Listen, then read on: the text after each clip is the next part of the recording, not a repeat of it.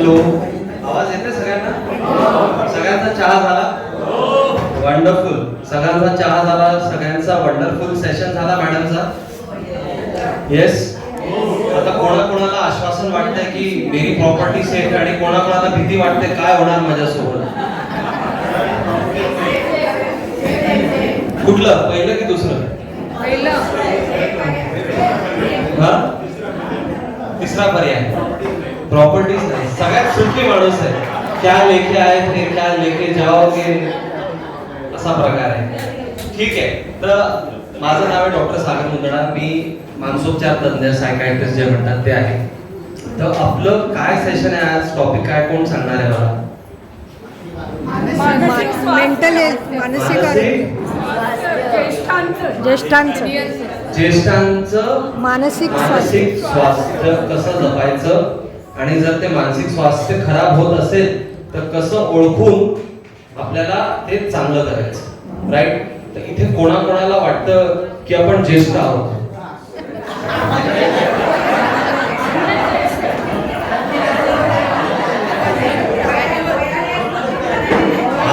वयाने जरी असतो तर मनाने नाही. तर ज्येष्ठांचं मानसिक स्वास्थ्य जपण्याचं सगळ्यात पॉइंट नंबर 1 जे माझं तुम्हाला सजेशन आहे ते म्हणजे मनाने मी ज्येष्ठ आहे, मनाने मी ज्येष्ठ आहे, मनाने मी ज्येष्ठ आहे. हे जे माळा जपतात ना काही काही लोक, ती जपणं सोडा. यंग ज्येष्ठ, आम्ही सिनियर सिटीजन आहोत, आम्ही सिनियर सिटीजन आहोत, आम्ही सिनियर सिटीजन आहोत, अशी माळा नाही जपायची. मनात सिल्वर यंग. राईट. सो मनाने यंग हे सगळ्यात महत्वाची गोष्ट आहे. First point is okay. आता तुम्हाला काय वाटतं मानसिक स्वास्थ्य ज्येष्ठांचं हे इथे किती लोकांना वाटतं की माझं मानसिक स्वास्थ्य जे आहे एकदम सुपर आहे, परफेक्ट? सगळ्यांना वाटतंय परफेक्ट. आणि कोणाकोणाला वाटतं की थोडंसं डामाडोळ आहे, कोणाला वाटतं की थोडंसं या सेशन मधून मला काहीतरी साध्य होईल, मला ऐकण्याची गरज आहे. ओके सर, सगळ्यांना. अच्छा. कारण कसं आहे, जरी माझं मानसिक स्वास्थ्य चांगलं असलं तर इथे भरपूर पुरुष आहेत, महिला आहेत. समजा भरपूर पुरुष इथे असेल, त्यांच्या वाईफ्स इथे नसतील, तर त्या प्रत्येक पुरुषला वाटेल की मला तर काही प्रॉब्लेम नाहीये, पण माझ्या बायकोच्या मानसिक स्वास्थ्याला चांगलं करण्याची गरज आहे डॉक्टर. आणि ज्या बायका आहेत त्यांना तर 100% वाटणार आहे की बाबा जरी माझा माणूस इकडे आहे तरी नाहीये, चांगलं करण्याची गरज आहे. हे कोणाकोणाला वाटतं की माय स्पाऊस, माझ्या हजबंड किंवा वाईफचं मानसिक स्वास्थ्य बरोबर नाही, चिडता आहे, असं आहे, तसं. ते कोणाकोणाला वाटतं? ते सगळ्यांना वाटतं ना. स्वतःसाठी ऐकू नका, तुमच्या स्पाऊस साठी ऐका. एकमेकांसाठी ऐका. तुम्ही दोघं आले एकमेकांसाठी ऐका. पण एक काम करा, मध्ये जी चेअर आहे ना ती एम्प्टी राहू दे.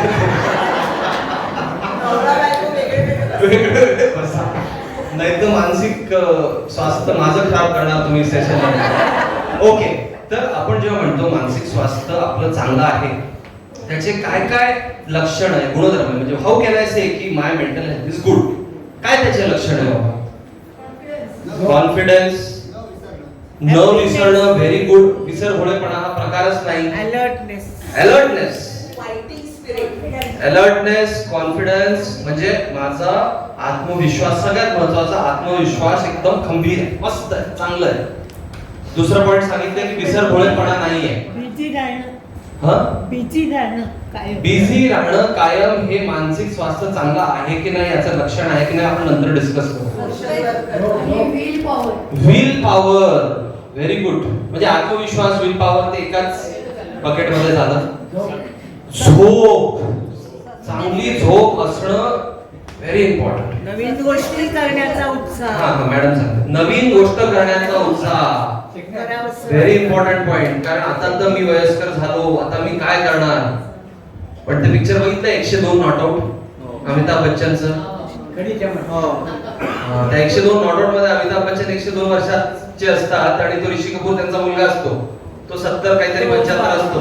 त्याचं रोज रडगाण चालू असतं, अरे मी तर असं झालो. आणि तो 102 चा जो वयस्कर माणूस असतो तो रोज जॉगर्स पार्क मध्ये जातो. तर उत्साह काहीतरी करण्याचा. Very good madam. Suspicious nature, एकमेकावरती संशय घेणं म्हणजे हे चांगलं मानसिक स्वास्थ्याचं लक्षण आहे.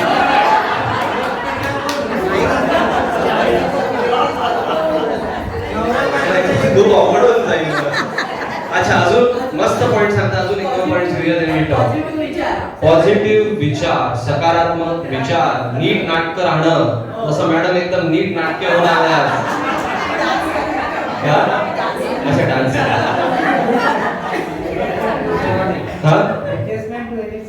आतापर्यंत जे सगळे उत्तर दिले, सर काय नाव तुमचं? नाव काय तुमचं? केळकर साहेबांनी जे उत्तर दिलं, माझ्या मते ते सगळ्यात महत्त्वाचं आणि सगळ्यात योग्य उत्तर आहे. सगळे उत्तर बरोबर आहे. Adjustment to the ever changing environment, सातत्याने बदलणारी परिस्थितीला आपण व्यवस्थित समजून घेणे. कारण प्रॉब्लेम सध्याचा सगळ्यात मोठा वयस्कर लोकांना हेच असतं की आमच्या वेळेत असं होतं, आमच्या वेळेत तसं होतं. तुमच्या वेळेत होतं, पण वेळ खूप पटापट बदलते ना.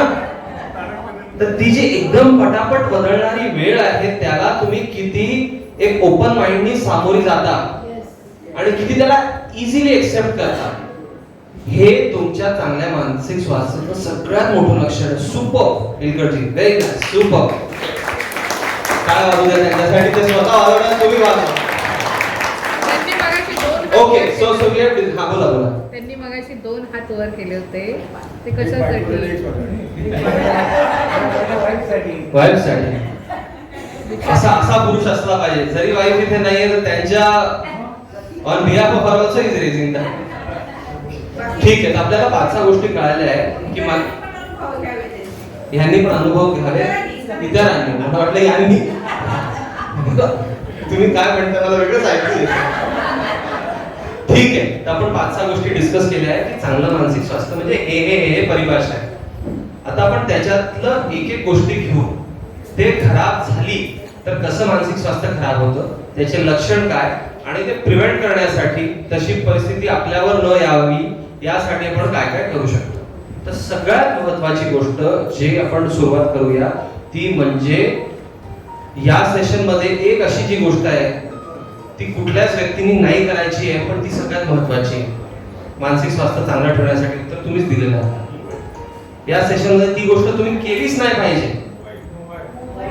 Mobile, yes, mobile. सेकंड, ते पण अगदी योग्य. अजून राग. सेशन मध्ये काय राग करणार सर तुम्ही? डॉक्टर कसं काय बोलले तुम्ही? चला तुम्हाला एक. अजून काय? अलर्ट. झोप. या सेशन मध्ये तुम्ही झोपले नाही पाहिजे, पण व्यवस्थित, सुरळीत, अनइंटरप्टेड, चांगल्या क्वालिटीची झोप भेटणे हे मानसिक स्वास्थ्यासाठी सगळ्यात कॉर्नरस्टोन आहे, प्रामुख्य भूमिका निभावते. ओके, काय म्हणताय? तेच नाहीये आपल्याकडे. ओके, तर मग आपण डिस्कस करूया. कोणाकोणाला वाटतं झोपेचं सर थोडं आमचं वर खाली चालू आहे, एकदम गाढ अशी झोप येत नाही, सकाळी उठल्यानंतर असं एकदम ताजा तवाना वाटत नाही, रात्री झोपताना इकडून तिकडे इकडून तिकडे इकडून तिकडे, मुझे नींद नाही, मुझे चैन नाही, असा प्रकार घडतो. 10-15 लोक आहेत. ठीक आहे, आता चांगली झोप आणण्यासाठी पण काय काय बेसिक गोष्ट करू शकतो ते मी सांगणार आहे तुम्हाला. ओके, त्यासाठी निलिमाची एक आपल्याला एक्सपेरिमेंट म्हणून मागच्या वेळेस पण केलं होतं लाईटचा, तो होईल का इथे? हा, लाईट्स कुठे सगळे आपण लेट्स कीप इट इंटरॅक्टिव्ह. आता जेव्हा आपण झोपतो, एक मिनिट थांबा, मी सांगतो तेव्हा काय. आपण जेव्हा झोपतो, समजा 11ला झोपतो, आपल्याला लाईट बंद कशी केली पाहिजे? कोणाला काय वाटतं? मी 2 ऑप्शन देतो. एक 10ला करा, मग दुसरं 10:30, मग 11:15, मग 11, टाइमपास करत बसा. दुसरं 11ला झोपायचंय, 11ला 5 मिनिटं आहेत ना, जा खलास. तसं करायचंय? कसं कर, कुठलं योग्य आहे? पहिलं की दुसरं? पहिलं कोणाला वाटतं? आणि दुसरं बाकीचे उरलेले सगळ्यांना, बरोबर ना? अच्छा, आता आपण पहिला प्रकार पहिले करून बघूया. इकडून आहे का लाईट? सगळे लाईट हळूहळू बंद करा. हळूहळू हळूहळू हळूहळू हळूहळू अजून हळू अजून हळू अजून हळू अजून हळू. ज्यांना झोपायचं त्यांच्यासाठी एकदम अंधार करून टाकू. अजून काय एक आहे उरलेलं.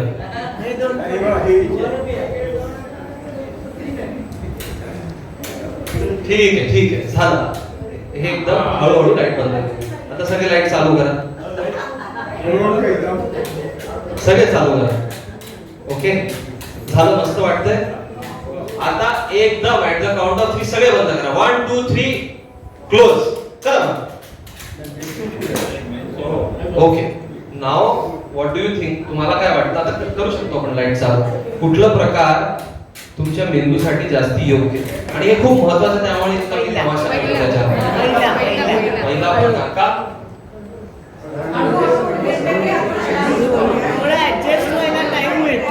माइंड तयार होता झोपण्यासाठी. आणि जेव्हा आपले पूर्वज झोपायचे ते कसं झोपायचे? कोणाला बघून झोपायचे? सूर्याला बघून झोपायचे. तर सूर्यास्त तर एकदम एका क्षणात होत नाही ना, की अरे मी 2 मिनिटं अगोदर गेलो होतो चहा प्यायला, बाहेर आलो सूर्यच दिसत नाही कुठे गेला. ते हळूहळू कमी होतं. So you will sleep better जेव्हा लाईट तुमचे असे कमी होणार तुमच्या रूम मध्ये. इट शुड मिमिक सूर्यास्त सारखं वाटलं पाहिजे. आपण सगळ्यात विपरीत प्रकार करतो. आपण काय करतो? एकदम झोपायचं एकदम लाईट बंद करतो. असं विचार करा सूर्य आहे आणि एकदम सूर्य गेला तर आपण झोपणार की अरे एकदम सूर्य गेला की आपण त्रस्त होणार. अरे एकदम कसं काय झालं? काहीतरी अडचण आहे. क्या हो गया? तर सगळ्यात अगोदर लक्षात ठेवा ही एक सिंपल गोष्ट आहे पण बहुतांश लोक चुकीची करतात. अरे झोपायचं लाईट बंद करा. झोपायचं लाईट बंद करण्याची प्रक्रिया हळूहळू हळूहळू हळू सुरू करा. पॉइंट नंबर 1 हे करा. बघा किती तुमची झोप होते. एकच लाईट असेल तर त्याच्यात तुम्ही असं लाईट बसवू शकता ज्याच्यामध्ये इंटेन्सिटी कमी करू शकता. तुम्ही रूमचा लाईट बंद करू शकता, बाथरूमचं चालू असू देऊ शकता, मग बाथरूमचाही बंद करू शकता. काहीतरी तुम्हाला आता इंडियन साऊथ आपण जुगाड काहीतरी करायला लागेल. तर हे दुसरी गोष्ट झोपण्याच्या वेळेलाच आपण बेडवर जायचं. समजा हा माझा एकदम नरम चांगला बेड आहे, मस्त वाटतं मला याच्यावर झोपून, तर याच्यावरच मी झोपून अभ्यास करणार, याच्यावर झोपून मोबाईल बघणार, याच्यावर झोपून जेवण करणार. तर तुमच्या मेंदूला ना संकल्पना येणार नाही की बाबा हे नेमकं जे बेड दिलंय ते कुठल्या गोष्टीसाठी. जसं आपलं कमोड असतं, WC असतं, तिकडे पण 10 प्रकार नाही करत की चला आज खूप मला वेळ झाला, आज WC वर बसून मी भाज्या हे करते. असं कधी झालं? Sound so stupid. पण आपण तीच गोष्ट जेव्हा झोपण्याचे प्रकार येतात तिथे आपण तेच करतो. तर तुमच्या मेंदूमध्ये एक लिंक क्रिएट झाली पाहिजे की बेड मीन्स स्लीप, बेड म्हणजे झोप. तर तिथे दुसरा काही प्रकार नाही करायचा. ही दुसरी गोष्ट. तिसरी गोष्ट आपण काय करू शकतो ते म्हणजे कोणाकोणाला चहा कॉफीचा खूप आस्वाद येतो. आता मस्त चहा होता, कॉफी कोणीच घेत नाही. सगळ्यांना दिसत होते मला आता. झोपताना नाही सर असं तुम्ही आमच्याबद्दल चुकीचं कसं काय सांगताय? झोपताना नाही. तर इथे झोपण्यापूर्वी what is the latest time जेव्हा तुम्ही चहा कॉफी घेऊ शकता हे कोणाला माहिती? 2 तासात. Sorry. So you should take your last your coffee एक साधारणतः झोपण्याच्या किमान 6 ते 8 तासामध्ये. 1-2 तास 1-2 तास अगोदर घेतलं मग तर तुम्ही एकदम ऍक्टिव्ह ताजे दमान म्हणा. तर 6 ते 8 तास अगोदर घ्या. ही जर चूक होत असेल तर ही सॉल्व्ह करा. त्याच्यानंतर अजून चांगली झोप करण्यासाठी काय करू शकतो तुम्ही सांगा. तुम्ही काय करता? सर आम्ही हे करतो, डॉक्टर आम्ही हे करतो. बोला सर. पेपर वाचतो. पेपर वाचलं की झोप येते. पेपर वाचलं की झोप. नॉवेल वाचलं की झोप येते. म्हणजे नॉवेल खूप काही इंटरेस्टिंग नॉवेल नाही तुमची. मेडिटेशन करता, ओके, व्हेरी गुड. पुस्तक वाचता, ओके. हा गाणी लावता. बोला सर. झोपण्या अगोदर मग ओके ओके परफेक्ट. एक्सरसाइज जेवणामध्ये गॅप ठेवायचे 2 तास एक दिवस. Very nice. बोला तुम्ही बोला ना. पेपर पुस्तक वाचणे जेवण पेपर पुस्तक वाचणे. म्हणजे झोप लागणे. ओके. हा सर बोला ना. लता मंगेशकरची गाणी. लता मंगेशकरचे गाणे. लता ताई वरून किती खुश झाल्या की अजूनही आमचे जे हे आहेत गाणेवाले. मोबाईल 1 तास बंद ठेवणे. 1 तास बंद ठेवणे. प्राणायाम. परमेश्वराचं स्तोत्र वाचणे. Super. Recollecting what is happening in the world. A very nice point. नामस्मरण. चलो हा शेवटचं लिखाण करते. लिखाण करता. शेवटचं सांगा साहेब तुम्ही. शवासन. नामस्मरण. ठीक आहे. तर सगळे तुम्ही जे सांगतायत अगदी परफेक्ट सांगतायत. आपण त्याला समराइज करू म्हणजे एक टेक होम पॉइंट जाते. सगळ्यात अगोदर जे आहे ते म्हणजे अशी कुठली तरी ऍक्टिव्हिटी करणे ज्याच्याने मेंदूला बोर होणार नाही. रिलॅक्स पेक्षाही जास्ती हा रिलॅक्स पण एक वेगळी गोष्ट झाली. पण मेंदूला आपल्याला थकवायचं आहे की इतकं बोर होतं मी यापेक्षा तर झोपलेलं बरं. त्यासाठी पेपर मध्ये असं काहीतरी वाचायचं असं झालं तसं झालं हे म्हणजे काही त्याच्यात इंटरेस्टच येत नाही आपल्याला. तर आपल्या झोप येते. आता नॉवेल वाचून ज्यांना झोप येते त्याचा अर्थ आहे ती नॉवेल दुसऱ्यांनी नाही वाचायची कारण ती बिलकुल इंटरेस्टिंग नॉवेल नाहीये. म्हणजे झोप आली नसती ना अजून इंटरेस्ट आला असता त्याच्यात. तर येस काहीतरी बोरिंग टास्क करायचं आणि त्या बोरिंग टास्क मध्ये सगळ्यात महत्वाची गोष्ट जी सर म्हटले ती जी नाही करायची ॲट एनी कॉस्ट काहीही झालं ते म्हणजे झोपण्याच्या 1 तास अगोदर पासून मोबाईल वापरायचं नाही. मोबाईल तुमच्या घरात जे तुम्ही अशी टाईल असेल जिथे तुमचं गोल्ड ठेवलंय. आता गोल्डचे प्राइसेस किती वाढले एका वर्षात डबल झाले. जिथे गोल्ड ठेवलंय तुम्ही त्याच्यात एक तुम्ही ओपनिंग करा आणि ते रोज मोबाईल तिथे ठेवून द्या. कारण जितकं ते गोल्ड तुम्हाला कामी येणार नाहीये ते मोबाईल तुम्हाला त्रास देऊन जाणार. कारण मोबाईल मध्ये काय असतं when you are using a screen. आता मी वाचायला काही बोलत नाहीये पण मोबाईलवर वाचायला मी तुम्हाला नाही सांगतोय. का सांगतोय बिकॉज मोबाईल मध्ये एक स्पेसिफिक प्रकारची वेव्हलेंथची लाईट असते. ब्लू लाईट म्हणतो मी त्याला. ते तुमच्या मेंदूवर जेव्हा पडते तर तुम्हाला झोप आणणारा जो रसायन असतो मेलाटोनिन नावाचा एक रसायन असतो ज्याच्यामुळे तुम्हाला झोप येते. तो रसायन तो बनूच देत नाही. त्यामुळे तुमची झोप जी आहे विस्कळीत होते. तर बहुतांश लोक काय करतात डॉक्टर साहेब मला झोप येत नाही मग मी मोबाईल खेळत बसतो. मग कशी झोप येणार. तर मोबाईल कृपया करून आणि आता असं राहिलेलं नाही की तरुण पिढीतच मोबाईल आता कुठली पिढी असो ते मोबाईलला तितकेच ऍडिक्टेड झालेले आहे अनफॉर्च्युनेटली. मी पण ते इन्क्लुडेड त्याच्यात. तर मोबाईल 1 आवर बिफोर स्लीप तुम्हाला कसे करून अवॉइड करायचं आहे. त्याच्या व्यतिरिक्त जे चांगली गोष्ट सांगितली मेडिटेशन नामस्मरण हे काय एका प्रकारे जेव्हा आपण ऍक्टिव्ह असतो आपला मेंदू जो आहे ना हाय फ्रिक्वेन्सीला व्हायब्रेट करतो. आपल्याला त्याला लो फ्रिक्वेन्सीला आणायचं आहे. लो फ्रिक्वेन्सीला आणण्यासाठी आपण ओम नाम म्हटलं किंवा काही नामस्मरण केलं असं नामस्मरण ज्याच्याने माइंड शांत होणार. तर तुम्ही जसं लता मंगेशकरची गाणी म्हणली सुदिंग आहे ना ते आशा भोसलेचे ऐकणार तर रामबा हो जाईल ते वेगळं प्रकार होऊन जाईल. त्याच्याने झोप येणार नाही. बघा ऍक्टिव्ह व्हायचं असेल आशा भोसलेचे गाणे ऐका. झोपायचं किंवा पीसफुल वाटायचं असेल तर लता मंगेशकर म्हणण्याचा अर्थ तसा आहे. किशोर कुमारचे आहे थोडस तुम्हाला ते लोअर फ्रिक्वेन्सीला घेऊन जाणार. हे जर आपण केलं तर आपल्याला हा एक्सरसाइज म्हटलेले ते. तर एक्सरसाइजचं महत्व हे आहे की एक्सरसाइज तुम्हाला सुरुवातीला एक्सरसाइज केल्यानंतरचे जे 3, 4, 5, 6 तास असतात तुम्ही ऍक्टिव्ह असता. त्यामुळे म्हणतात की सकाळी एक्सरसाइज करा म्हणजे ते एक्सरसाइज केल्यावर जी तुम्हाला ऊर्जा भेटणार आहे ते ऊर्जा ती चेतना तुम्ही वापरू शकता दिवसभर. आणि मग जेव्हा तुम्ही काही गोष्ट करणार तर थकवा येणार. मग त्या थकवामुळे तुम्हाला झोप येणार.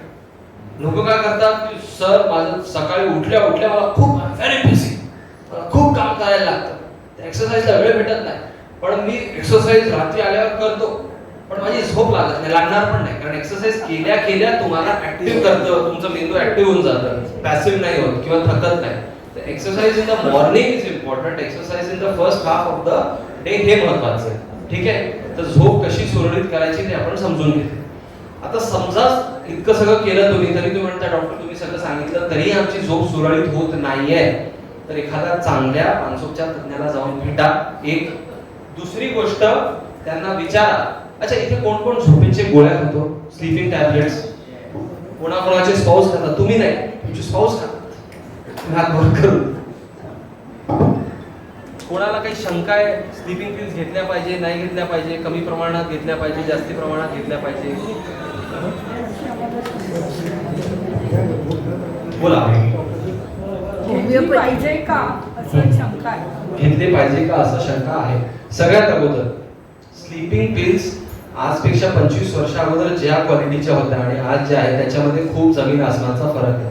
So today under the supervision, एक प्रॉपर तज्ञाच्या गायडन्स मध्ये तुम्ही जर स्लीपिंग पिल्स जरी घेतल्या, त्याचे 10 प्रकार आहेत स्लीपिंग पिल्सचे, तर यू कॅन टेक. पण अनलेस अँड अंटिल तुमचा खूप मोठा प्रॉब्लेम आहे, तर डॉक्टर विल टेल यू की आपण 1 महिन्यावरचा कोर्स करूया, 2 महिन्याचा कोर्स करूया, मॅक्झिमम 3 महिन्याचा कोर्स करूया आणि टप्प्याटप्प्याने ते औषधं कमी करूया. तर अनलेस अँड अंटिल तुमचा खूप मोठा प्रॉब्लेम नाहीये, ते स्लीपचे असतात, रेअरली असतात.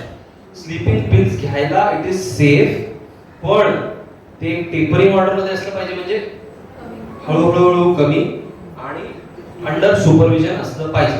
त्याच्यामध्ये पण वेगवेगळे प्रकार आलेले आहेत. तर असं नाही की ते खराब असतात किंवा असे लोक असतात नाही त्याच्याशिवाय मला झोपच येत नाही, डायरेक्ट आर या पार की लढाई मत लढो. सुपरविजन मध्ये आपण एका टेपर्ड प्रकारे जर केलं तर ते व्यवस्थित होऊ शकतं. कारण झोप चांगली नसली तर तुमचा मानसिक आणि शारीरिक स्वास्थ्य चांगला होऊच शकत नाही. तुम्ही किती चांगला फोन घेतला, 1 लाखाचा, 1.5 लाखाचा, 10 लाखाचा, पण त्याचा जर चार्जरच काम करत नाहीये, चार्जर 50 रुपयाचा घेतलं तर मग ते कसं चार्जिंग होणार आहे त्याला? So poor sleep is like poor charge. All right, तर पहिला आपण पॉइंट डिस्कस केलं, स्लीप कसं चांगलं त्याचं नियोजन करायचं आपण समजून घेतलं. दुसरा पॉइंट आपण सांगितलं, एक मॅडमनी सांगितलं की कोणीतरी सांगितलं की आपण उत्साही असलो पाहिजे, नवीन काहीतरी करण्याची आपल्यात इच्छा असली पाहिजे, पॉझिटिव्ह थिंकिंग असली पाहिजे. दुसरं जे सगळ्यात कॉमन प्रॉब्लेम अनफॉर्च्युनेटली सध्या ज्येष्ठ नागरिकांना आम्ही जे बघतो ते म्हणजे नैराश्याचा, डिप्रेशनचा आजार. आता नैराश्य, डिप्रेशन जेव्हा मी इतके मोठे मोठे भारी भरकम शब्द वापरतोय, त्याचा अर्थ मला आज खूप बोर होतंय हे होत नाही. बोर तर कोणालाही होतं, 15 दिवसात एखाद्या वेळेस बोर कोणालाही होऊ शकतं. That is natural human tendency. एक नवीन प्रकार सुरू झालाय आजकाल की मला 1 मिनिट बोर नाही झालं पाहिजे. कसं म्हणाल असं? अगोदरचे लोक तुम्ही बघा, ते बोरी व्हायचे तर ते बसून राहायचे किंवा त्यांना वाटायचं हे नॉर्मल पार्ट ऑफ लाईफ आहे. पण जर तुम्हाला सातत्यानेचा अर्थ काय, किमान 15 दिवस किंवा त्यापेक्षा जास्ती असं होत असेल की काही करावंसं वाटत नाही, आयुष्य जगावंसं वाटत नाही, हे सगळं कशाला पाहिजे, संपलं तरच चांगलं, माझं काही उत्साहाने मन करण्याचं इच्छाच होत नाही. जसं आता कोणी गृहिणी असेल तर त्यांना इच्छा झाली पाहिजे ना की मी हे तयार करते, ते तयार करते, आम्ही साडे खवय्ये, मेजवानी किचन, हे ते सगळं बघून हे फूड प्रोडक्ट तयार करणार. त्यांना असं वाटतं की त्यांचं जे फेवरेट फूड प्रोडक्ट आहे पूर्ण सोसायटीमध्ये फेमस आहे. लोक येऊन सांगतात काकू आज तयार करून द्या, मुलं येऊन सांगतात आई ते आज प्लीज कर, तरी तुमची इच्छाच होत नाही. इच्छा नाहीशी झाली आहे कुठल्या गोष्टीची, अशा गोष्टीची इच्छा नाहीशी झाली आहे जी तुम्हाला अगोदर खूप आवडीची होती, जीवाला जवळची होती. तर ते डिप्रेशनचं लक्षण आहे. जी अगोदर पण गोष्टी आवडायची नाही, म्हणजे घरची साफसफाई, ते आताही आवडत नाही, त्याचं डिप्रेशन मध्ये गेले असं नाहीये. आता कोणी इथे समजा एक इन जनरल कॅटेगरायझेशन करतोय की गृहिणी आणि समजा कोणी पुरुष असेल तर बाहेर जाऊन सर्व्हिस करत असेल, जॉब करत असेल, तर समजा कोणी पुरुष असेल बाबा ते जॉब करत असेल, अगोदर पण त्यांना ते जॉब नाही आवडायचं, आता पण जॉब आवडत नाही, डॉक्टर मी डिप्रेशन मध्ये गेलो नाही, त्याचा अर्थ ते नाही.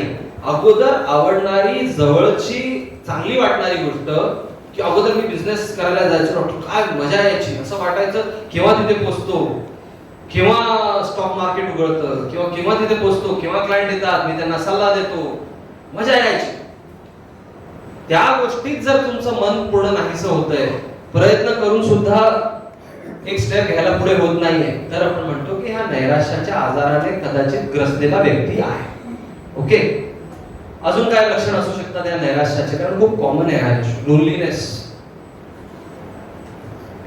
सब कुछ है फिर भी कुछ नहीं है, अशी भावना. कम्युनिकेशन आपल्याकडे कोणी लक्ष देत नाहीये असं एक वाटतं. आपल्याकडे कोणी लक्ष देत नाही असं वाटायला लागणे आणि त्यामुळे निरस होणे. येस, बरोबर. अजून बोला मॅडम. लोकांशी संपर्क कमी करतात. हा हा. परिस्थिती अशी निर्माण होते जिथे न्याय मिळत नाही आणि आता हा जीवनचा सब्जेक्ट आहे स्पेशली बायकांना नैराश्य आलेला आहे. कोणाकोणाला वाटतं मॅडम? काय नाव तुमचं मॅडम? विजू चव्हाण. विजू. विजू चव्हाण. विजूजी जे म्हणताय ते कोणा सगळ्यांनी ऐकलं की रिडेव्हलपमेंट मुंबई आपण बघतोय. मुंबई 10 वर्षा अगोदर कशी होती आता काय कचरा करून ठेवलाय. अनफॉर्च्युनेटली मला तर तसंच वाटतं. कुठे जा तुम्ही तेच चालू आहे. सिमेंट आहे. तर रिडेव्हलपमेंट होत आहे आणि त्यामुळे भरपूर सिनियर सिटीजनचा कदाचित असं असेल ना, आपलं एकच घर आहे, ते म्हणतात हे 500 स्क्वायर फीट का मैडम, 1000 स्क्वायर फीट मिल जाएगा, अगर कम मिलेगा हम जिंदा रहेंगे तब. यामुळे दडपण की बाबा आपल्या वरचं जे छत आहे, घर के ऊपर का जो छत आहे तेच आपल्या हातातून निघून जाईल आणि त्यामुळे आपण एक दडपणाखाली असतोय. असं तुम्हाला वाटतंय? हे मेजर इश्यू आहे कारण त्यांना वाटतंय. खाली झालंय असं मॅडम पण म्हणतात. झालंय बऱ्याच जणांना असतं. आता त्याच्यात दोन गोष्टी अशी ही परिस्थिती आहे. ऑप्शन ए किंवा व्यक्ती ए आहे, ठीक आहे, तसं तर आहे. बिल्डरने काही हुशारी केली तर आम्ही जाऊ कोर्टात, आम्ही जाऊ सावंत मॅडमकडे, आम्ही जाऊ चांगल्या वकिलाकडे. याला म्हणतात मेंटल रेझिलियन्स. एक मिनिट मी बोलते. बोला. ही जी हिंमत आहे ना ती आहे सिनियर सिटीजनमध्ये, पण the corruption in the system is so strong you cannot fight it. आणि यांना माहिती आहे मी यांच्याकडे 2-3 वर्षापासून आहे आणि मी 6 वर्ष लढते आणि you cannot fight with the police department and deputy commissioner. This is my experience. हे तुम्ही जे सांगतात मॅडम हे बरोबर आहे. हे मुद्दा वेगळा झाला. हा मुद्दा असा झाला की बाबा सिस्टीम जे आहे तुमचं ते बिलकुल प्रो सिनियर सिटीजन किंवा प्रो नॉर्मल सिटीजनच नाहीये, हे तर मान्यच आहे सगळ्यांना. मी वेगळा मुद्दा सांगतोय.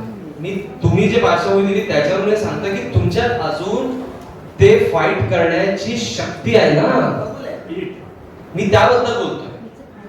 तीच नसली किंवा ती संपली म्हणजे तुम्ही नैराश्याच्या ह्याच्यात गेले की आता काय होणार, काय होऊच शकत नाही, काय होणार नाही, त्यामुळे आपण एकही पाऊल त्याच्यासाठी उचलायचं नाही, घरी बसून राहायचं, काय होणार नाही, कशाला जायचं वगैरे. हे जी भावना आहे ते मी सांगतो दॅट इज तुमचं मेंटल रेझिलियन्स तुटलंय. आणि तुमची जी स्पिरिट आहे ती स्पिरिट तुम्ही ठेवा. आज ना उद्या तुम्हाला न्याय भेटणार. ऑफकोर्स आपल्याकडे न्याय तर लवकर भेटतच नाही. लॉयर मॅडम टेल यू भेटत आहे मी, आपल्याकडे तसंच आहे. But I am talking about the spirit. ती स्पिरिट कायम राहणं गरजेचं आहे ना. ती स्पिरिट नाही राहिली मग तर ते जाणारच आपल्या हातातून. तर तसं झालं तर आपण नैराश्याच्या ब्लॅक होल मध्ये गेलोय असं आपण समजू शकतो. अजून काय लक्षण असू शकतात? You are on the threshold then perhaps you should seek some help. भूतकाळातल्या चुका उघडत बसले. अगर मैं वैसा करता तो ऐसा होता, अगर वैसा नहीं किया होता तो वैसा नहीं हुआ होता.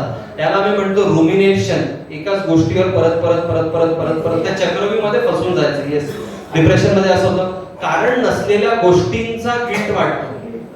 इतरांशी संवाद साधावाचा नव्हता. संवाद, हा आपण दोघे गोष्ट बोलू.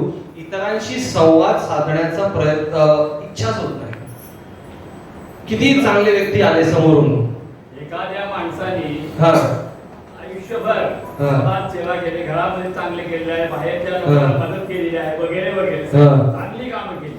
तो म्हणतो मी चांगली कामं केलेली आहे, आता मी निवडणुकीला उभे राहणार, लोक मला काय देतील. परंतु काय आताचा भाग जो आहे दिसतो, पैसे टाकून ह्याला निवडून द्यायचं आणि तो माणूस बाजूला होतो. बरोबर बोलतायत सर. काय करायचं, ते झाल्यानंतर काय करायचं, बरोबर आहे, ते आपण डिस्कस करू थोड्या वेळात. ते झाल्यानंतर आपल्याला आपली मानसिक स्थिरता कशी ठेवून कॉन्फ्रंट करून एका प्रकारे प्रोटेस्ट करण्याची जी क्षमता आहे ती ठेवली पाहिजे. त्याच्याशिवाय पर्यायच नाही ना त्या गोष्टीला. आणि तुम्ही मॅडम जे सांगताय, तुम्ही जे सांगताय, हे सगळ्या गोष्टी मी स्वतः अनुभवलेलं आहे. म्हणजे माझी हिस्ट्री सांगत होते तेव्हा मॅडम सांगत होते की 8-10 वर्षा अगोदर आमची डॉक्टरची संघटना आहे माड म्हणून, मी सगळं ऐकलं असेल. स्ट्राईक करणारे डॉक्टर जे यंग डॉक्टर्स असतात, तर यंग डॉक्टरला हॉस्पिटलमध्ये आले कोणी मारलं, हॉस्पिटल तोडफोड केलं, हे झालं ते झालं, तेव्हा मी स्ट्राईक करायचो. तर तेव्हा आम्हाला तुम्हाला जे वाटतात ना, हीच भावना आमच्या आत असायची, जे एक ऍक्टिव्हिझमची भावना असते. पण त्याला व्यवस्थित आपल्याला लॉंग टर्म मध्ये चॅनलाइज करणं गरजेचं आहे. ते शॉर्ट टर्म मध्ये काहीच होत नाही. Unfortunately that is how the world is working. पण त्याच्यात आपल्याला त्याला लढावा देता येण्याची जी शक्ती आहे, ती शक्तीचा साचा संपला नाही पाहिजे ना. मी त्याच्यात तुमची मदत करू शकतो. दुसरी जी बाब आहे त्याच्यासाठी यू रिक्वायर डिफरंट एक्सपर्ट्स. ठीक आहे. अजून तुम्ही म्हटले की कोणाशी संवाद साधण्याचं इच्छा होत नाही. म्हणजे कसं, आता तुम्ही समजा 60 इयरचे लेडी आहात, हे सगळं मी काय काय गोष्टी ना खूप कॉमिकल करून सांगणार, त्याला सिरियसली घेऊ नका. Just to make you understand. समजा 60 इयर्सची एक 60 इयर्सची लेडी आहे, समोर तुम्हाला वाटतं की बाबा एकदम राजेश खन्ना सारखा हिरो माणूस येतोय, तरी तुमची इच्छा होत नाही बोलण्याची. तो येऊन म्हणतात कशा आहे तुम्ही, काय आहे, तरी तुमची इच्छाच होत नाही बोलण्याची. डिप्रेशनचं लक्षण आहे का? असू शकते, नसू शकते. बेसिक गोष्ट करण्याची इच्छा होत नाही. अच्छा, कोणी पुरुष आहे आणि खूप सुंदर रेखासारखी दिसणारी स्त्री आली, मी हे म्हणत नाही तुम्ही चुकीचा काय, बघा मी एकदम बेसिकवर बोलतो. तुम्हाला बोलण्याची इच्छा होत नाही, जर इच्छा होत नाही तर तुम्ही निराश आहात. मी म्हणत नाही तुम्ही इच्छावर ऍक्शन घ्या, पण मनातली इच्छा एक वेगळी गोष्ट असते ना. That is telling you are full of life. आणि तीच निरसता जर आलेली असेल की रेखा येऊ की पद्मिनी कोल्हापुरे येऊ की मग कोण मधुबाला येऊ, कोणी येऊ, मला काही घेणदेण नाही, मी आपल्या याच्यातच परेशान आहे, ते नैराश्याचं लक्षण असू शकतं. ऑलराईट. अजून काय? हा, कोणीतरी आपल्याला कोण समजून घेत नाही असं वाटतं तेव्हा. आपल्याला कोणी समजून घेत नाही या आयुष्यात, या पूर्ण पृथ्वीवर मी एकटा माणूस झालोय, असं जी संकल्पना भावना निर्माण होते. बरोबर बोला मॅडम. काल्पनिक भीती. काल्पनिक भीती, त्याला आपण म्हणतो काल्पनिक भीती, हा वेगळा प्रॉब्लेम आहे, ते पण आपण डिस्कस करू. म्हणजे फोबिया, एन्झायटी, ते पण ज्येष्ठ नागरिकांमध्ये खूप वाढलेलं आहे सध्या. तर हे डिप्रेशन जे आहे मात्र, ते तुम्हाला काय वाटतं, काय कारण आहे? आणि मग आपण 2-3 युक्ती त्याच्यावर डिस्कस करू की नॅचरली आपण काय करू शकतो ते न होऊ देण्यासाठी. काय वाटतं तुम्हाला, का होतं ज्येष्ठ नागरिकांमध्ये? एकटेपण. बरोबर, ते लक्षण झालं एकटेपणामुळे. लोनलीनेस. आता आम्ही भरपूर सेशन थांबू ना. कंपॅरिझन यंग पिढीमध्ये आहे, ठीक आहे. Expectation mental stress. ओके. सगळ्यात जास्त ज्येष्ठ नागरिकांत, मला माहित नाही इथे किती आहे, पण आम्ही बाकी ठिकाणी पण करतो मॅडम सोबत असं. पण तर भरपूर असे नागरिक असतात, ते म्हणतात अरे माझे 2 मुलं आहे किंवा एक मुलगी एक मुलगा आहे, कॅनडामध्ये आहे, UK मध्ये आहे, एक USA आहे, सॉफ्टवेअर इंजिनियर आहे, एक तिकडे आहे, आम्ही फक्त नवरा बायको इकडे राहतो. तर त्यांना एक एकाकीपणा जो येऊन जातो ना, तो खूप खूप खूप खूप त्रस्तदायक असतो. आणि याच्यामध्ये जर तुमचा सोशल सर्कल नसेल तर तो एकाकीपणा कंपाऊंड होऊन जातो, कंपाऊंड इंटरेस्ट वाढत जातो. ते सगळ्यात महत्वाचं कारण आहे. याला मी आमच्या भाषेत म्हणतो एम्प्टी नेस्ट सिंड्रोम. नेस्ट मध्ये आपली मुलं बाळ, ते आता नेस्ट एम्प्टी झालं, त्यामुळे येणारा जो एकाकीपणा. सब है मेरे पास 4000 स्क्वायर फीट का फ्लैट है मुंबई में, लेकिन उसमें रहने वाले 2 ही लोग. ही जी गोष्ट असते ना, तुम्ही बघता खाली तुमच्या हाय टॉवर मधून खाली बघता, बिचारे एकदम गरीब गोरगरीब माणूस असेल, त्याचे 2 मुलं असतील, 100 स्क्वेअर फीटच्या झोपडीत तो राहत असेल, पण 2 मुलं आहेत त्याच्यासोबत. तेव्हा जे कंपॅरिझन आणि loneliness, comparison multiplied by loneliness, तो जो तुम्हाला वाटतं की मग काय अर्थ आहे आयुष्यात, तो एक सगळ्यात महत्वाचा कारण. त्याच्यावर उपाय काय ते आपण डिस्कस करू. अजून काय कारण आहे? भीड़ में अकेलापन महसूस होना. भीड़ में अकेलापन महसूस होना, राइट. और कारण क्या है? Medical aid. Medical aid. मेरे को हा तुम्हाला समजा मेडिकल प्रॉब्लेम्स असतील, आता हे पण खूप महत्त्वाचं. समजा डायबिटीज असेल, डायबिटीज कितपत लोकांना आहे इकडे? ओके. समजा डायबिटीज असेल, बीपीचा त्रास असेल, काहीतरी तुम्हाला दीर्घकालीन महत्वाचं दीर्घकालीन आजार असेल, मग त्याच्या रोजच्या गोळ्या खा, त्याच्यासाठी काहीतरी करा, दर 2 महिन्याला डॉक्टरांकडे जावा. याच्यामुळे आणि जर ते आजार पूर्ण चांगलं होत नसेल की बाबा डायबिटीज आहे, डायबिटीजच्या व्यक्तींना हे नाही खायचं, ते नाही खायचं, ते नाही खायचं, हे नाही करायचं, ते नाही करायचं, 100 गोष्टीची लिस्ट असते, हे काय करायचं आणि काय नाही करायचं. तर मग काय वाटायला लागतं, एक तर गोळ्या खा, त्याच्यात मन सारखं आयुष्य आपण पुढचं जगू शकत नाहीये. जेव्हा मी 30 वर्षाचा होतो तेव्हा विचार केला होता 60 पर्यंत पूर्ण मेहनत करेन, मस्तपैकी रिटायर होईन चांगल्या पर्पजनी, मग हे करेन ते करेन, पण आता ते जमत नाहीये करायला. तर त्याच्यामुळे खंत राहून जाते आणि त्याच्यामुळे पुढचं आयुष्य तुम्हाला असं निराशाजनक दिसतं की अरे याच्यात काही मजा जी मी अपेक्षित होती मला ती करता येणार नाही. त्यामुळे एक डिप्रेशन येऊ शकतं. असुरक्षितता वाटत राहते. असुरक्षितता वाटते. अगदी बरोबर. अरे अगदी बरोबर. असुरक्षितता वाटते. अजून काय कारण असू शकतं? जे तुम्ही अगोदर 8 ते 12 तास काम करायचे, आता आपण एक कन्सिडर करूया की बाबा एक 4 लोकांची फॅमिली आहे. तिथे एक पुरुष आहे, तो पुरुष बँकेमध्ये मोठा मॅनेजर आहे. तर तो बिचारा 25 वर्षापासून 60 वर्षापर्यंत रोज 8-10 तास मेहनत करतोय. जे गृहिणी आहे असं गृहीत धरूया एक कॉमन अंडरस्टँडिंग साठी की she is a fantastic home maker, जबरदस्त. 2 मुलं आहेत, त्या 2 मुलांकडे त्यांनी आपलं सर्वस्व टाकलं, लहानाचं मोठं केलं, त्यांना खूप शिकवलं, इंजिनियर केलं, डॉक्टर केलं, सुपर केलं त्यांना एकदम. आणि त्यांना रोज ते अभ्यास घ्यायचे, त्यांचं आवडीचं जेवण करायचे, त्यांना बाहेर घेऊन जायचे, त्यांना योगा क्लासेस, त्यांना karate classes, dance class, swimming class, 50 class केले. म्हणजे तुमचं पूर्ण आयुष्य त्याच्यात झोकून दिलं तो. आता तुम्ही झाले 60चे. आता त्या कपलची काय परिस्थिती होते, ते महाभाग होऊन जातात रिटायर. तर जो व्यक्ती रोज 8 ते 10 तास काम करतो आणि त्यापेक्षा जास्ती 60 पर्यंत आपण एक सिनियर लेवलला जातो ना. आता हे पुढचं मी सांगणारे कोणाला आवडणार नाही, पण सत्य हेच आहे. 60 पर्यंत आपण जेव्हा रिटायर होतो, एक तर आपल्याला काम करण्याची सवय असते. दुसरी गोष्ट ही खटके लोकांना, पण हे ह्युमन नेचर आहे.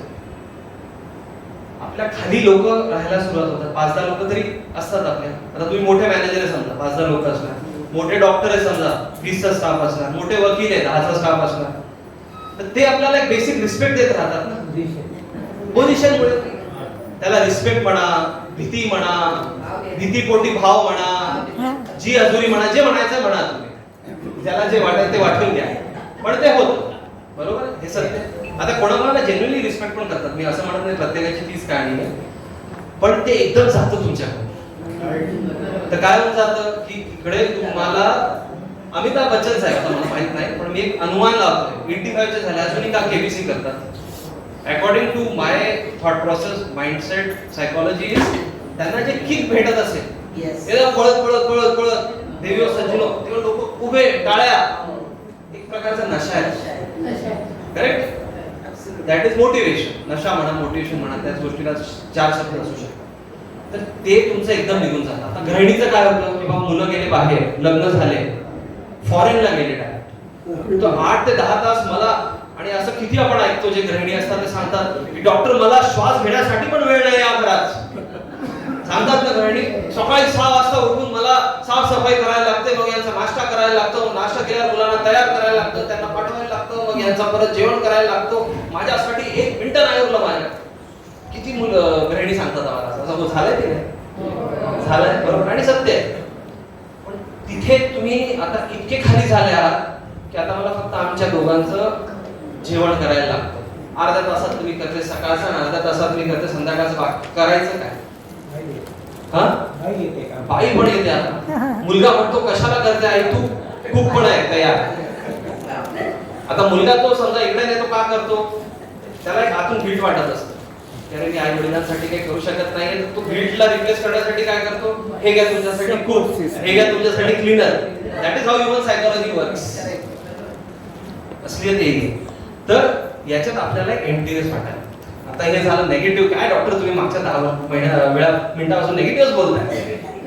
आता याच्यातून निघायचं कसं ते सांगा. कोण सांगणार आहे मला? स्वतःला व्यस्त ठेवायचं. स्वतःला व्यस्त ठेवायचं. व्यस्त कुठल्या गोष्टी ठेवायच्या? सर मोबाईल मध्ये ठेवते ना मी स्वतःला व्यस्त. लोक म्हणतात इंस्टाग्रामवर, लोक म्हणतात माझे इंस्टाग्रामवर कोण कोण आहे नाही इन्व्हॉल्व नाही. महिला मंडळामध्ये जायचं, झोपा ठेवायला, दिवे लावायला,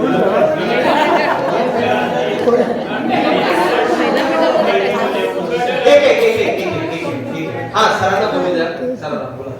असतील त्यांनी सोसायटीमध्ये किंवा परिसरामध्ये झोपडपट्टी वगैरे जे फुकटमध्ये किंवा पैशामध्ये उपचार द्यायचे सकाळ संध्याकाळ, वकील असतील तर मोफत सल्ला द्यायचा हे वगैरे आम्हाला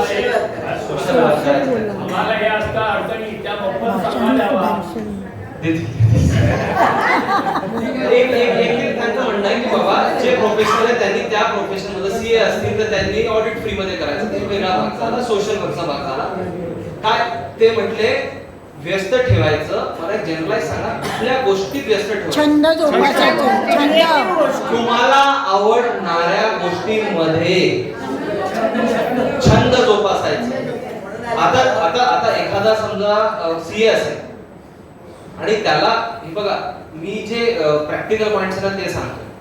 जे आपल्याला ऐकायला आवडणार ते पॉइंट सांगत नाही, जे खरं आहे ते सांगा. तर एखाद्याला सीए असेल, कोणाला एखादा वकील असेल, एखादा डॉक्टर असेल, त्यांना सोशल वर्क मध्ये खूप इंटरेस्ट असेल त्यांनी नक्की करा. एखादा सीए असेल त्याला सोशल वर्क मध्ये इंटरेस्ट नाही तर त्याच्यावर बंधन नसलं पाहिजे कुठल्याही प्रकारचं. कारण he is not doing anything to anybody. त्याला जी आवडणारी गोष्ट आहे त्यांनी ती करा. आता इथे कोणाकोणाचे छंद आणि कोणी कोणी ते जोपासतात. हा मॅडम तुम्हीच सांगा काय करता तुम्ही? मी कविता करते. सांगा एखादी कविता आम्हाला. चला उभे राहा आणि सांगा.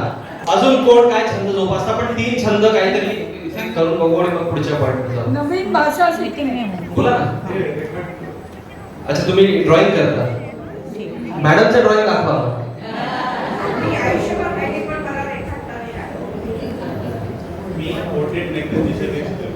Okay okay very nice. Is a very beautiful painter म्हणता येईल त्याला. पेंटर. अजून काय काय जोपासता तुम्ही? हा मॅडम. चित्रकला करते. चित्रकला करता. भविष्य बघते. भविष्य बघता. कविता करते. कविता करता. कथा संग्रह लिहून झालाय. अच्छा अच्छा. आणि सगळं काम घरात करते. अच्छा पण आनंद आहे. हो. किती वय मॅडम तुमचं? 80. 80. नाव काय तुमचं ताई? नाव काय तुमचं? उषादेव. उषादेव. उषादेवजी साठी जोरदार टाळ्या. 80च्या वयात 4-5 यांचे छंद आहे. अच्छा तुम्ही भविष्य पण बघता ना? सांगा माझं भविष्य चांगलं आहे ना? अच्छा मला 80 पर्यंत सुखी जगायचं आहे. का चांगलं म्हणजे तुमचं भविष्य चांगलंच आहे. चालेल बढिया. बोला बोला मॅडम. रांगोळी काढणे. रांगोळी काढणे. Cooking. Painting. Painting. Flower making. Flower painting. Flower making. Flower making. आणि अजून हार्मोनियम सिंगिंग. अरे व्हेरी गुड व्हेरी गुड. बघा म्हणण्याचा अर्थ हा शेवटचा.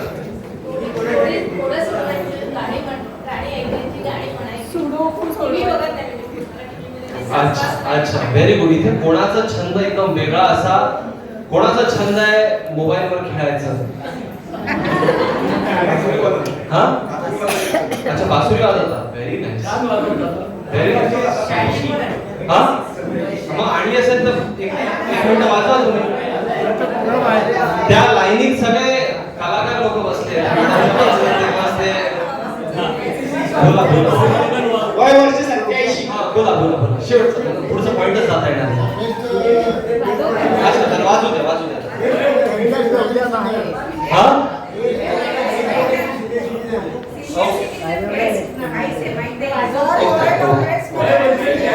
87. वय वर्ष 87. ओके.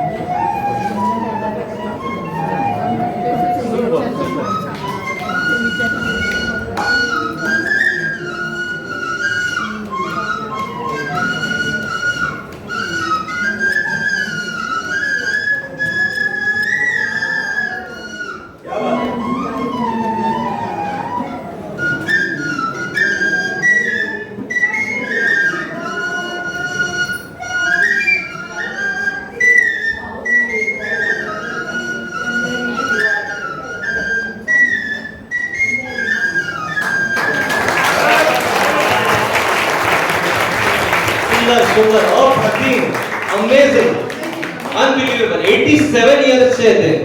माय गॉड सुपर खरं अनबिलिव्हेबल. बोला सर बोला.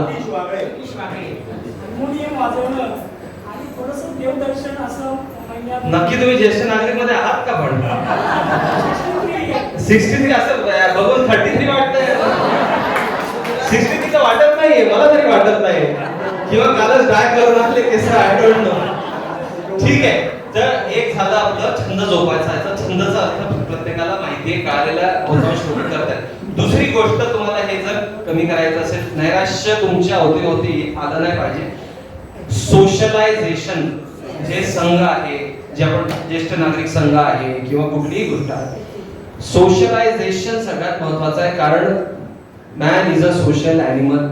तुमच्याकडे समजा 100 कोटीची जरी संपत्ती असली पण बोलण्यासाठी 4 लोक नसतील तरी तुम्ही नैराश्यात जाणार. आणि जरी तुमचा 2 BHK चा एकच फ्लॅट असला बाकी काही संपत्ती नसेल बोलायला 10 मित्र असतील तर तुम्ही नैराश्यात जाणार नाही. हे मी नाही सायन्स सांगतो. ऑलराईट. आता इथे आपण मैत्री करणार आहोत लोकांसोबत. आपल्याला काय करायचंय सोशलायझेशन म्हणजे काय तुमच्या राईट साइडला जो कोणी व्यक्ती बसलेला आहे पुढच्या 30 सेकंद मध्ये तुम्हाला तुमचा हात असं करून त्याच्यासोबत हँडशेक करायचंय. एव्हरीबडी तुमच्या राईट साइडला जो व्यक्ती आहे तुम्हाला त्याच्याशी हँडशेक करायचंय म्हणजे अशी सोशलायझेशन होणार ना. 1 2 3 स्टार्ट. तुमच्या राईट साइडला नाव सांगा तुमचा पत्ता सांगा तुम्ही कोण आहे. अरे इकडे का होत नाही असं प्रत्येक ठिकाणी. फक्त राईट साइडला नवरा असेल तर सोडून द्या बायको असेल तर सोडून द्या मग लेफ्ट साइडला बघा. आता आपण 30 सेकंद हे प्रकार केलं जस्ट लाईक सिंपल थिंग. आता समजा मी फोटो घेतला ना तर 99% population is smiling and laughing. इतक्या बेसिक सोशलायझेशन म्हणजे काय फक्त हात काढतात हॅलो बोलतात नमस्कार करायचं त्याच्याने ऊर्जा भेटते. मॅडम बरोबर म्हटलं ऊर्जा भेटते. बोला का सर. जी माणसं आता 60च्या वरती आहेत त्यांना आपला टाइम कसा पास करायचा हा मोठा प्रॉब्लेम असतो. त्यासाठी काय करावं तेच आपण डिस्कस करतोय ना. आपण पहिलं छंद सांगितलं दुसरं आपण सांगितलं सोशलायझेशननी जे आपल्याला स्माईल येते ना त्याच्यामुळे फरक पडतो. आता तिसरा जो मी सांगणार आहे तुम्हाला हे तुम्हाला वाटणार की यार डॉक्टर वेगळंच काहीतरी सांगतात पण इट वर्क्स. यूज हे एकदम तुम्ही आवर्जून ऐकून घ्या. आपण जे स्माईल करतो आपण केव्हा असतो जेव्हा आनंदीच असतो. स्माईलचा वापर करा not when you are happy तेव्हा तर तुम्ही स्माईल करणारच पण स्माईलचा वापर करा ऍज अन एक्सरसाइज. म्हणजे लाफ्टर थेरपी किंवा स्माइलिंग थेरपी. म्हणजे जरी मला काही खूप आनंदित वाटत नाहीये असं जर मी राहिलो तर आपण मेंदूला फूल करू शकतो की मी हॅपी आणि ऑटोमॅटिकली हॅपी केमिकल्स रिलीज होतात. तर laughter as a therapy smiling as a therapy as an exercise. एक्सरसाइजचा अर्थ काय जेव्हा तुम्हाला चांगलं वाटत नाही तरी कारण नसताना स्माइल करणे. जास्ती करत राहिले तर त्या स्माइल करून तुमचं माइंड चांगलं होऊन जाईल. आपल्याला वाटतं माइंड चांगलं असेल तर स्माइल करणार पण स्माइल केल्यानेही माइंड चांगलं होऊ शकतं हे मी सांगायचं. अजून आपण डिप्रेशन मधून बाहेर निघण्यासाठी काय करतो शेवटचं डिस्कस करू मग पुढचा मुद्दा डिस्कस करू. बोला बोला ना बोला असंच बोला.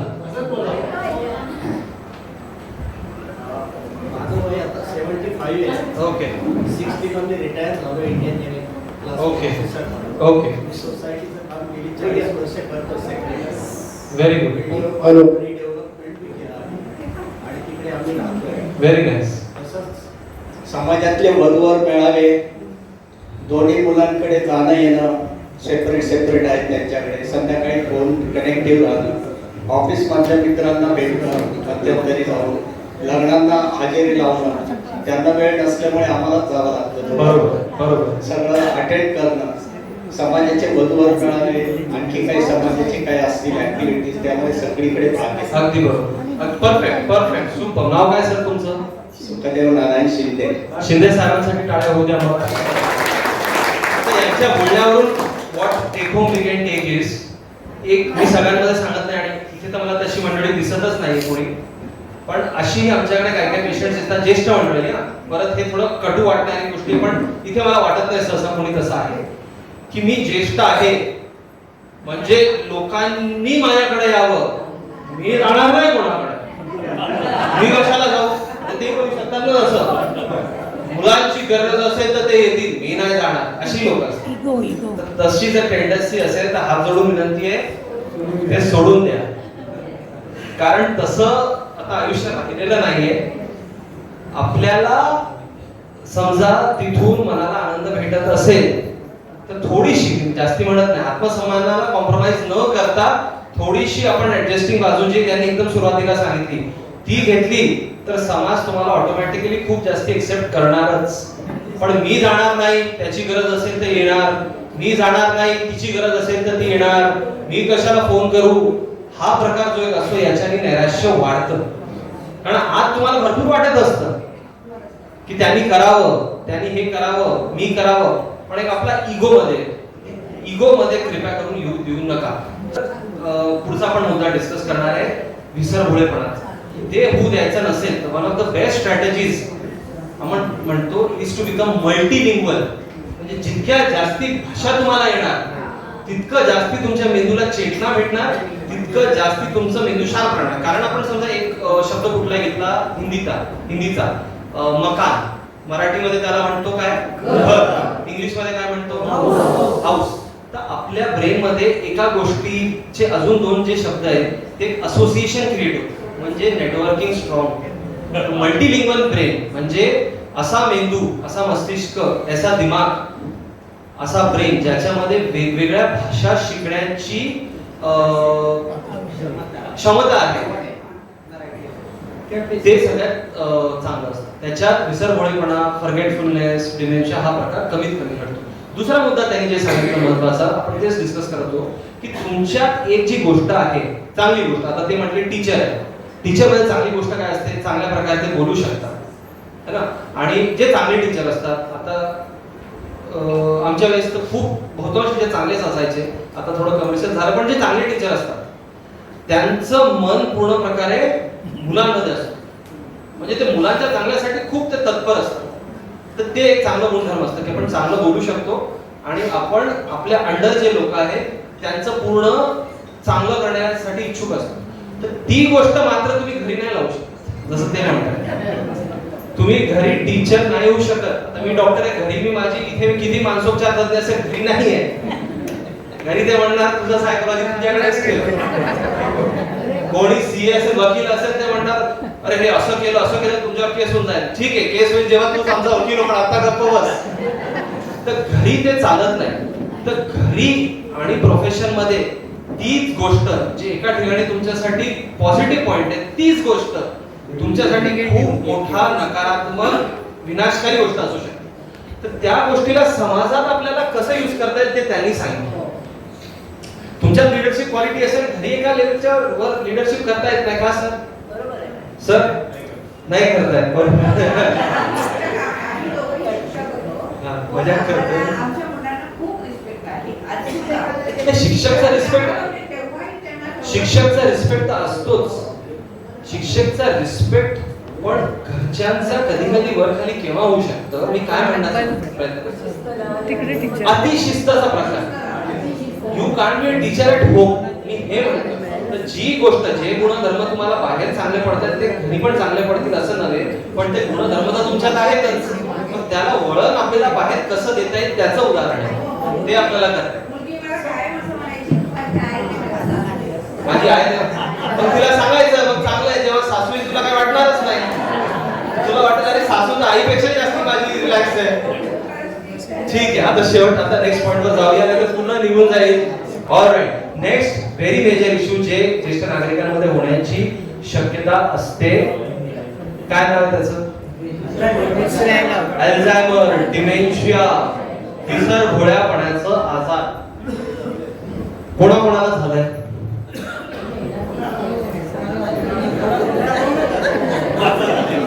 हे बघा, सगळ्यात महत्त्वाचं लक्षात ठेवा, ज्याला डिमेन्शियाचा आजार झाला आहे, ज्याला डिमेन्शियाचा आजार झाला आहे, त्याला डिमेन्शियाचा आजार झालाय आणि मी विचारल्यावर सांगताय की मला डिमेन्शियाचा आजार झालाय, त्याला नाही झालाय.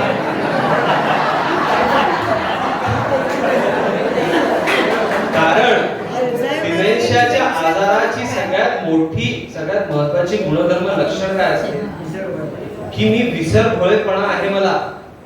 पण समजा मी विसरतोय, मी हेच विसरून जातो ना, मला लक्षात येते का प्रॉब्लेम काय, मी काय काय विसरतोय हेच मला आठवत राहत नाही ना, त्यामुळे प्रॉब्लेम होतो. हे आजार जनरली 80च्या वर होतं, पण काय काय केसेस 75च्या वर येऊ शकतात. डिमेन्शिया, अल्झायमरची काय म्हणायचं म्हणा. अल्झायमर आणि डिमेन्शिया एकच. डिमेन्शिया म्हणजे मोठा सेट आहे. डिमेन्शिया म्हणजे विसरभोळेपणाचा, फॉरगेटफुलनेसचा आजार. एक सोपी परिभाषा, त्याच्यातला एक प्रकार अल्झायमर फेमस जास्ती आहे बॉलिवूडमध्ये, पण डिमेन्शिया हा मोठा ग्रुप आहे.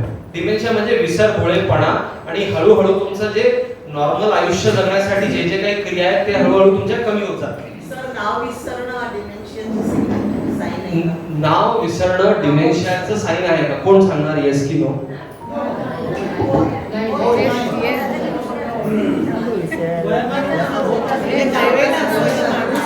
बहुतांश लोक सांगतात नाही, काही काही लोक सांगतात वयानुसार होतच राहतं सर, होत असतं. अजून एवढ्या लोकांना ओळख असते, बरोबर, प्रत्येकाची नाव ओळखणं मुश्किल असतं. ओके, नाही, जर जवळच्या व्यक्तींचं नाव तुम्ही विसरत असाल,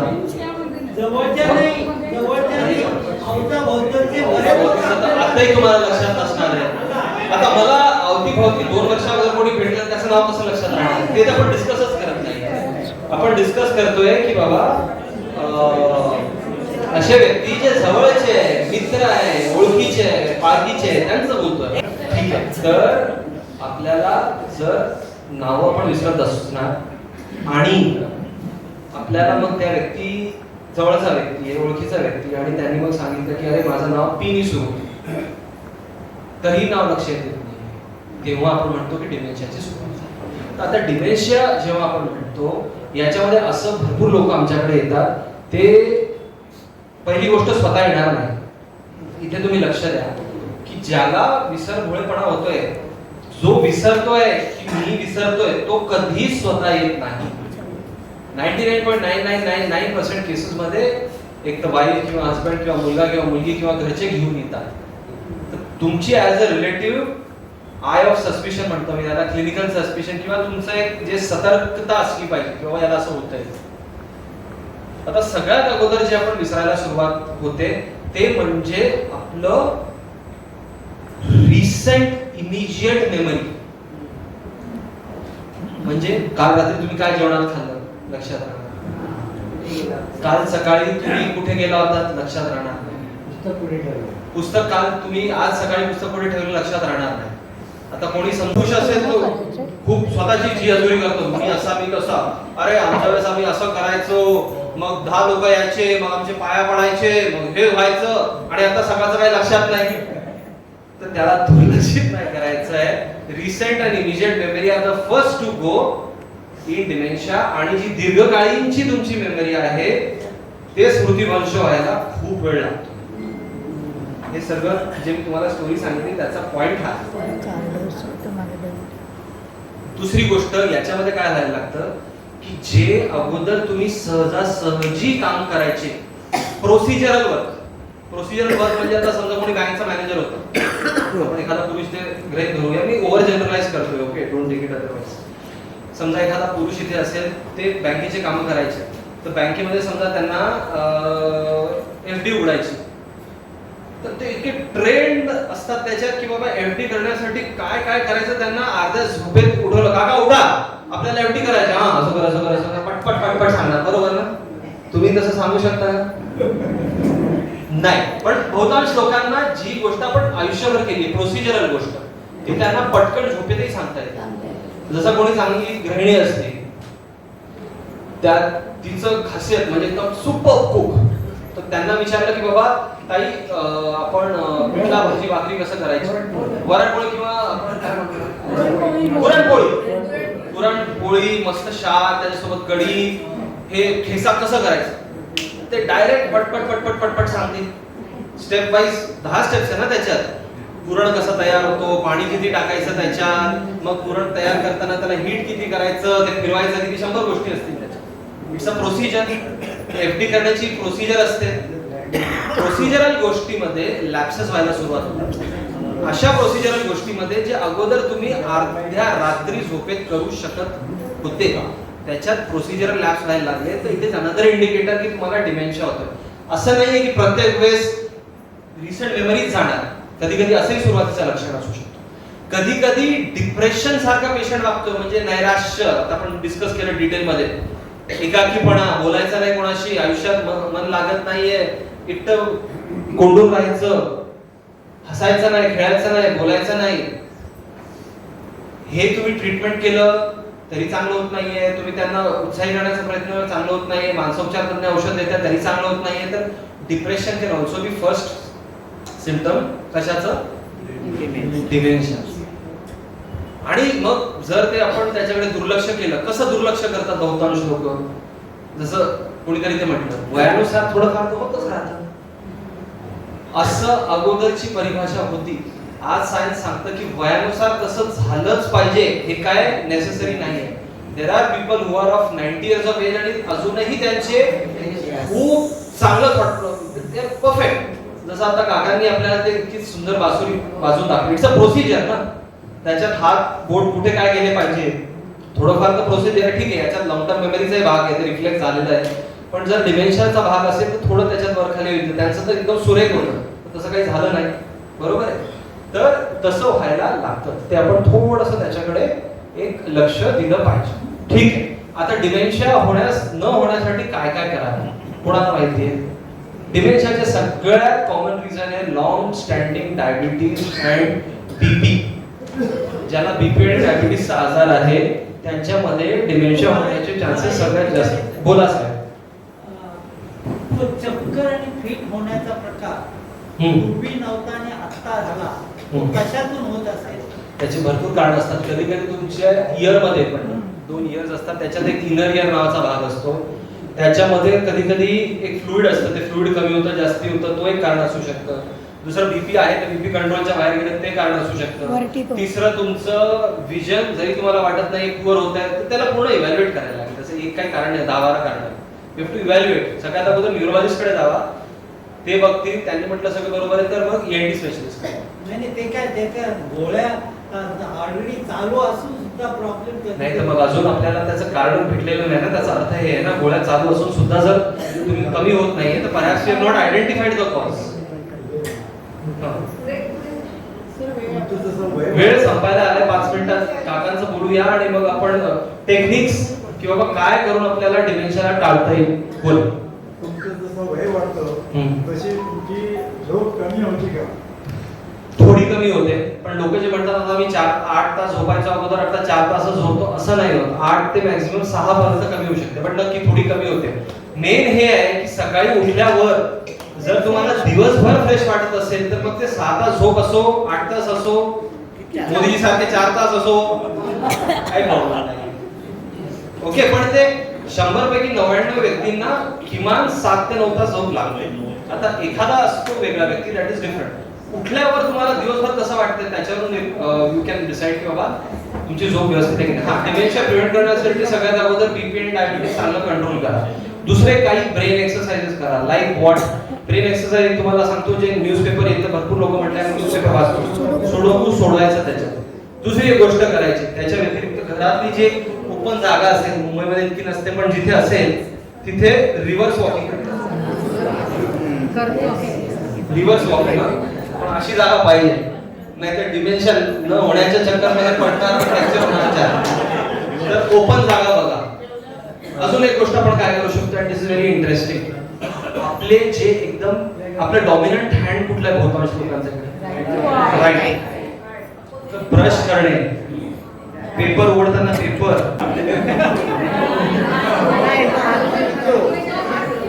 हे ऍक्शन मध्ये काय असतं, हे ऍक्शन स्पेसिफिकली ब्रेन पार्ट साठी असतं. मग आपण कुठल्याही गोष्टी करू शकतो, पण या ऍक्शन मध्ये स्पेसिफिकली पहिले एकाच बाजूने करायचं, मग एक क्लॉकवाईज एक अँटी क्लॉकवाईज, मग त्याच्यात स्पीड व्हेरिएशन करायचं, याच्यात स्पेसिफिक ब्रेन पार्ट्सला चालना भेटते.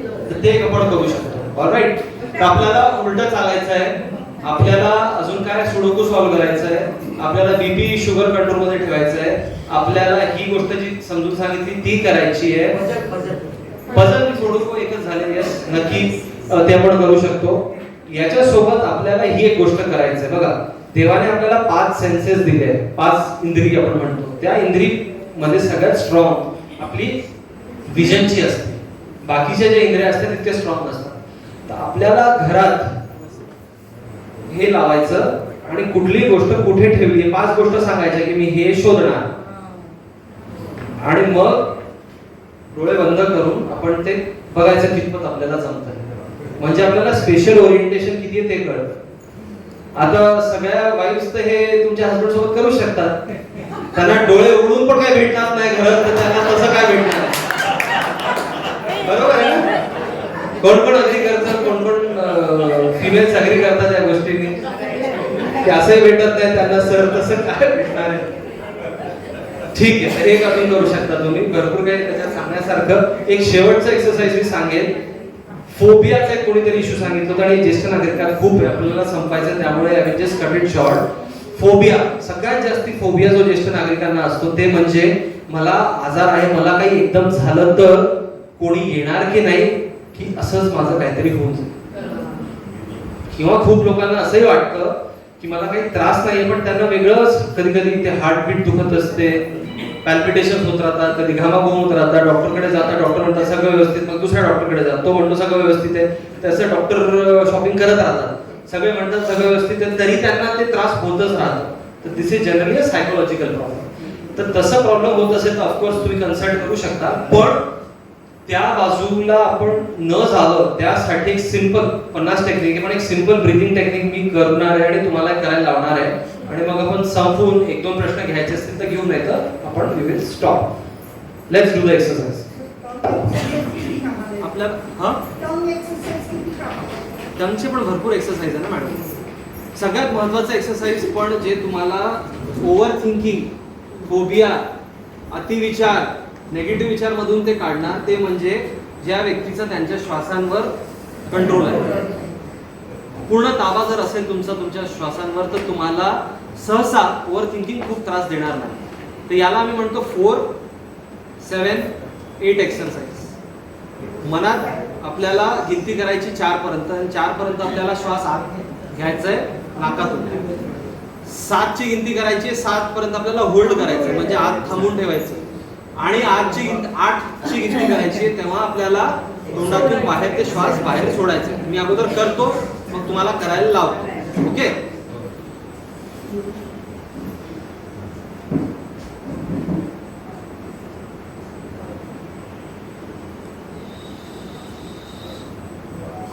अगेन.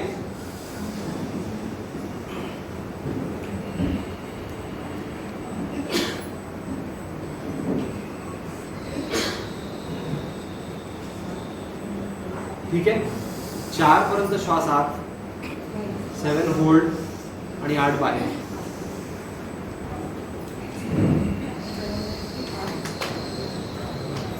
स्टॉप करा, आपण सोबत करू. 1, 2, 3 स्टार्ट.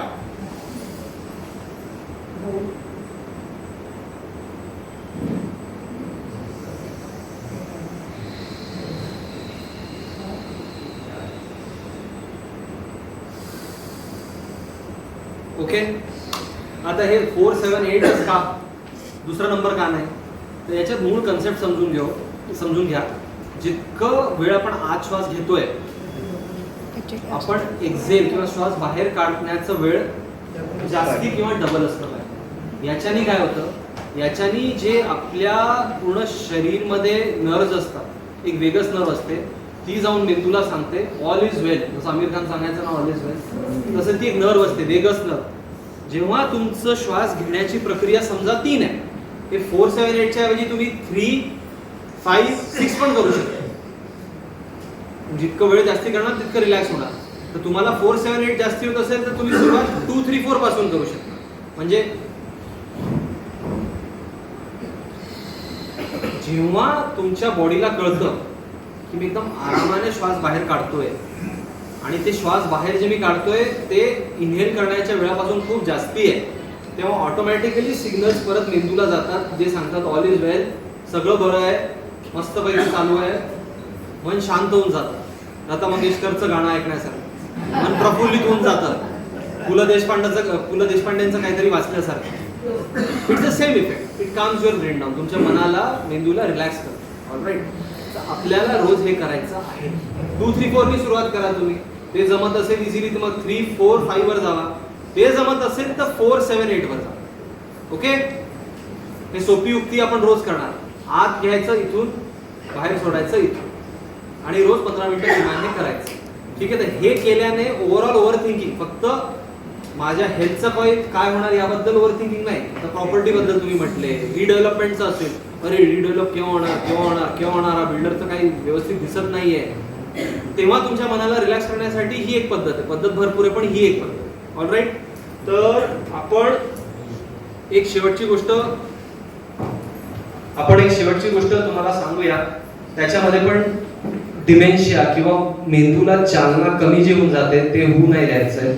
त्याच्यामध्ये असतं, मी तुम्हाला म्हटलं मोबाईल जास्ती वापरू नका, पण मोबाईल वापरायला, ऍप्स वापरायला डिजिटली साऊंड होण्यासाठी, डिजिटली लिटरेट होण्यासाठी तुम्ही प्रयत्न करा. कारण तुमचा मस्तिष्क ऍक्टिव्ह केव्हा असतो, जेव्हा त्याच्यात लाईफ लॉंग लर्निंग असते. आता मैं 17 हो गया, आता मी 75 झाला, आता शिकून काय फायदा? तर फायदा हा आहे की मेंदूची रचना, पुनर्रचना, रिडेव्हलपमेंट होत राहतं, पुनर्रचना होत राहते, जेणेकरून ब्रेन स्ट्रॉंगर होत जातं. तर life long learning, specifically digital learning करणं खूप महत्वाचं आहे. या अनुषंगाने आपण इथे थांबूया. आता एक माझी रिक्वेस्ट आहे त्या अगोदर की डिजिटल लर्निंग मी म्हटलं, तुम्हाला हा सेशन कसा वाटला याचा मला प्रतिसाद पाहिजे, म्हणजे मला ऑनलाईन प्रतिसाद पाहिजे.